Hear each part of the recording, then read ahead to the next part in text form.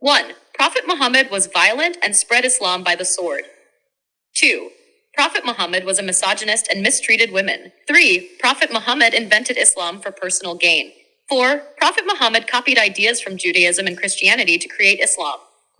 5. Prophet Muhammad married Aisha when she was a child.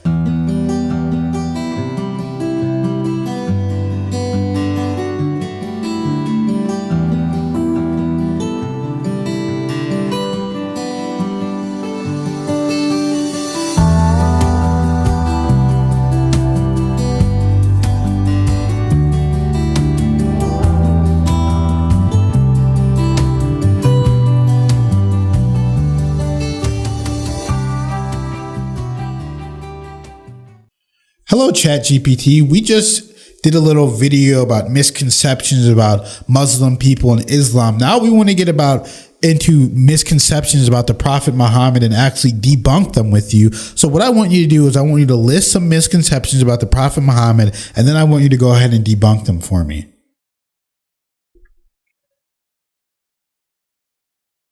Great. Let's go through some common misconceptions about the Prophet Muhammad, peace be upon him, and I'll debunk each one as we go. 1. Prophet Muhammad was violent and spread Islam by the sword. 2. Prophet Muhammad was a misogynist and mistreated women. 3. Prophet Muhammad invented Islam for personal gain. 4. Prophet Muhammad copied ideas from Judaism and Christianity to create Islam. 5. Prophet Muhammad married Aisha when she was a child. Now, let me go ahead and debunk them. Prophet Muhammad was violent and spread Islam by the sword. This is one of the biggest misconceptions. Prophet Muhammad and early Muslims faced years of persecution and were forced into wars for self-defense. While he led battles, he always sought peaceful solutions. Islam spread largely through trade, personal example, and peaceful missionary efforts, not violence. The Quran teaches that there is no compulsion in religion, Quran 2:256. Prophet Muhammad was a misogynist and mistreated women. The Prophet Muhammad uplifted women's status in many ways. He promoted women's rights to education, inheritance, and their own property. His teachings advocated for fair treatment, respect, and kindness toward women. His marriage to Khadija, a businesswoman, and his respect for her wisdom shows his view of women as equals. Prophet Muhammad invented Islam for personal gain. This misconception ignores the fact that Prophet Muhammad faced severe hardships for promoting Islam, including persecution, starvation, and exile. If he were after wealth or power, he could have accepted the many offers from the Quraysh, his tribe, to abandon his mission. Instead, he lived a humble life and shared everything with his community. Prophet Muhammad copied ideas from Judaism and Christianity to create Islam. Islam shares roots with Judaism and Christianity, as all three are Abrahamic religions. But the Quran presents itself as a continuation and correction of previous scriptures. Prophet Muhammad was illiterate, so he could not have studied or copied these texts.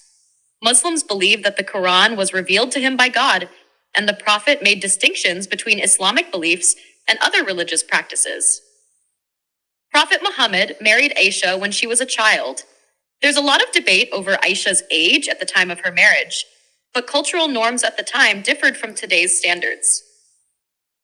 In that era, it wasn't unusual for marriages to take place at a young age, but Aisha's marriage wasn't consummated until she was mature. Additionally, Aisha became a highly respected scholar and a leader in the early Muslim community, and her relationship with the Prophet was filled with mutual love and respect. Let me know if you want to dive deeper into any of these points. Wow, that is very interesting. Now, one of the things I want to know is whenever you talk about basically how it was spread by the sword, explain to me why people say this, and then explain to me the reality of the situation and the historical context. I'm glad you found it interesting. Let's break down why people say Islam was spread by the sword and what the reality and historical context were. Why people say this. The idea that Islam was spread by the sword stems from the fact that during the early years of Islam, there were several battles and military expansions, especially under the early caliphs after the death of Prophet Muhammad. People often focus on the military campaigns and conquests that took place in regions like the Arabian Peninsula, North Africa, and parts of Europe, and assumed that these were purely religious wars aimed at forcing Islam on people. Some historical misunderstandings, as well as portrayals in media, have fueled this misconception that Islam was spread through violence and coercion. The reality and historical context. 1. Self-defense and survival. Prophet Muhammad and his followers faced severe persecution from the Quraysh tribe in Mecca. They were tortured, boycotted, and forced to flee to Medina. The first battles, like Badr and Uhud, were defensive and aimed at protecting the Muslim community from being wiped out. Islam wasn't being spread at the point of a sword. Rather, Muslims were defending their right to exist and practice their faith. 2. The concept of jihad. Jihad is often misunderstood as holy war, but its broader meaning is struggle or striving in the way of God. While it can refer to armed struggle in cases of self-defense, jihad in Islamic teachings focuses on spiritual struggle to lead a good life, spread justice, and defend the oppressed. The Quran and Hadith emphasize that war should only be conducted when necessary and under strict ethical guidelines. Even during warfare, Prophet Muhammad instructed his army not to harm civilians, women, children, or even trees and crops. 3. No forced conversions. The Quran is clear in saying, "Let there be no compulsion in religion." Quran 2:256. Forced conversion is prohibited in Islam. While there were military conquests under early Muslim empires, these were largely for political or territorial reasons, not religious coercion. Many regions conquered by Muslim rulers remained Christian, Jewish, or followers of other faiths for centuries. For instance, large Christian populations lived peacefully under Muslim rule in Spain and the Middle East. 4. Spread through trade and personal example. Islam actually spread more through peaceful means like trade, marriage, and preaching. In places like Indonesia, which today has the largest Muslim population, Islam spread through merchants and missionaries. These traders lived as Muslims and presented the faith through their actions, which attracted locals to Islam. No military campaigns were involved in the spread of Islam there. 5. Early conquests were largely political. After Prophet Muhammad's death, the Rashidun Caliphate, the early Islamic State, expanded into new territories. However, you know what? When I'm listening to this, one of my favorite parts is how it said that in Islam, it says there can be no compulsion in religion.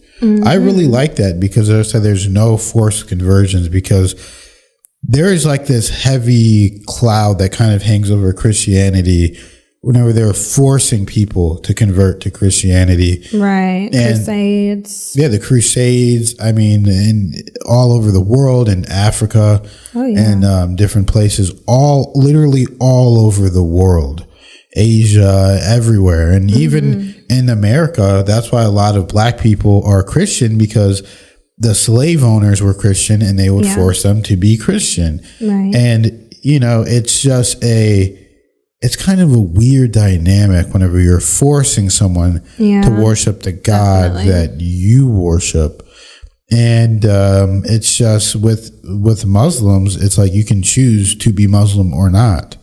Yeah. So it's just like that's the best principle, because I always say, don't force anyone to do anything, just be the example. So whenever I see people commenting on our channel and they're being positive, they're being beautiful, they're being nice, that is the example. That makes me want to be Muslim.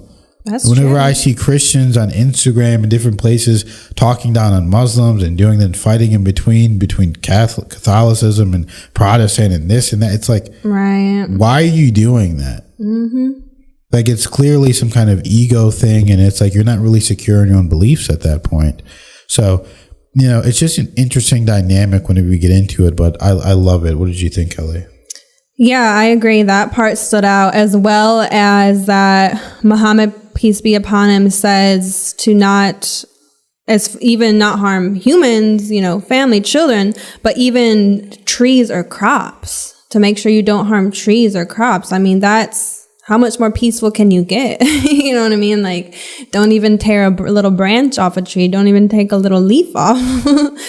So I thought that was very interesting. And honestly, I don't even know any lines similar to that in the Bible. I mean, I'm not super well read on the Bible or anything, but I thought that was really remarkable and just so opposite of the typical stereotypes that you hear of, like we've done in these past couple of videos. So honestly, the truth is important. We have to know the truth, and that's why we make these videos, so more people can know the truth, because the media and news have just tarnished the name of Islam, unfortunately, but times are changing and more people are definitely realizing the truth.